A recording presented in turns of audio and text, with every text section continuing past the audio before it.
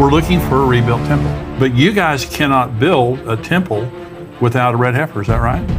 Yes, almost precisely.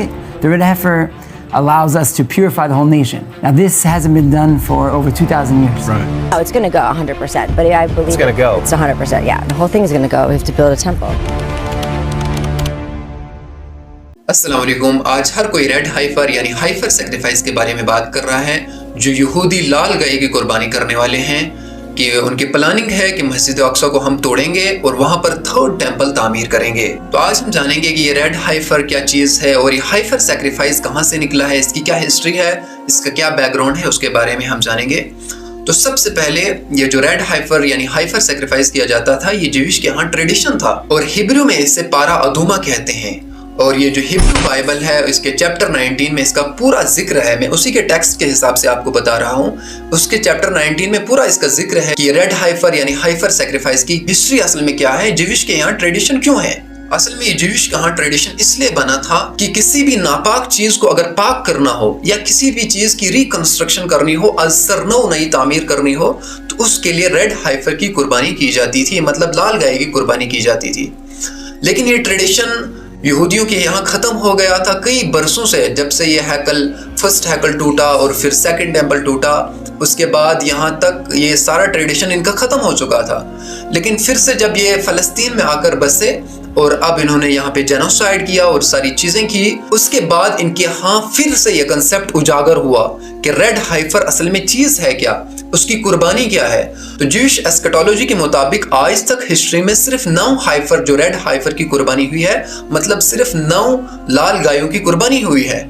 और 10वां उनके यहाँ कंसेप्ट ये है कि 10वीं कुर्बानी तब होगी जब हमारा मसीहा आने वाला होगा। उनके यहाँ कंसेप्ट ये है कि दज्जाल हमारा मसीहा, जब वो आएगा तो रेड हाइफर की हम कुर्बानी करेंगे। और क्रिश्चियंस के यहाँ भी है कि जब ईसा अलैहिस्सलाम दोबारा आएंगे तो रेड हाइफर की कुर्बानी की जाएगी। तो इनके यहाँ ये ट्रेडिशन खत्म हो गया था, लेकिन अप्रैल 2024 में ये फिर से रेड हाइफर की कुर्बानी करने वाले हैं।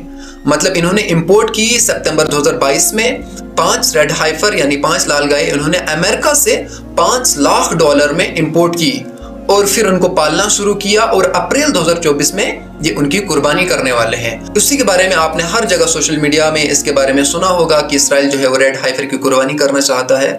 तो असल में इन्होंने 5 रेड हाइफर मंगवाई है, लेकिन कुर्बानी करेंगे ये सिर्फ एक की, क्योंकि इनकी थियोलॉजी जो इनका इल्मुल कलाम है उसके मुताबिक कुर्बानी इन्होंने सिर्फ एक की करनी है जिसके अंदर कोई भी नुक्स नहीं होगा, मतलब जरा बराबर भी उसके अंदर नुक्स नहीं होना चाहिए और वो प्योर रेड होनी चाहिए। तो ये उसकी कुर्बानी करने वाले हैं और फिर उसकी राख वहां पर डालेंगे जहां पर उन्हें थर्ड टेंपल तामीर करना है और ये मस्जिद अक्सा को गिराएंगे और वहां पर थर्ड टेंपल कायम करेंगे। और मस्जिद अक्सा को किस तरह गिराएंगे, इस पर मैंने पहले ही वीडियो बनाई है कि किस तरह मस्जिद अक्सा के नीचे इन्होंने टनल्स बनाए हैं और बहुत सारी प्लानिंग्स इसके बारे में चल रही है।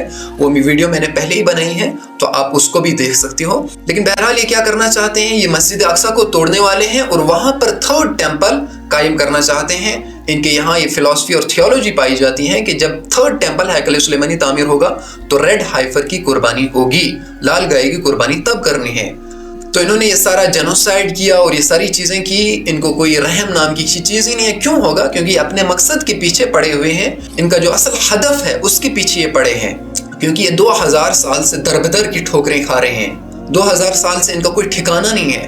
लेकिन जब फलस्तीन में इनको ठिकाना मिला तो फिर से अपनी तालीमात को लाना चाहते हैं, जो इनकी तौरात में लिखा है और जो तालमूद में जो इनकी जो फिक की किताब है तालमूद, उसमें जो लिखा है ये वो करने वाले हैं और इसके पीछे अपना ये सब कुछ लगाएंगे। फिर जब उस रेड हाइफर की कुर्बानी करेंगे तो उससे कुछ रबाइज नहाएंगे उसके खून से, फिर उसके खून को वो वहां पर डालेंगे जहां पर उन्होंने बैतुल मुकद्दस को तोड़ना है और वहां पर थर्ड टेंपल कायम करना है। लेकिन बहरहाल ये इनकी सारी प्लानिंग है कि किस तरह से ये मस्जिद अक्सा के पीछे पड़े हुए हैं और वहां पर थर्ड टेंपल कायम करना चाहते हैं।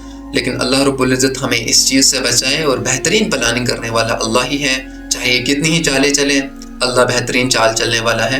अल्लाह सब जानता है, अल्लाह सब अच्छा ही करेगा इंशाअल्लाह।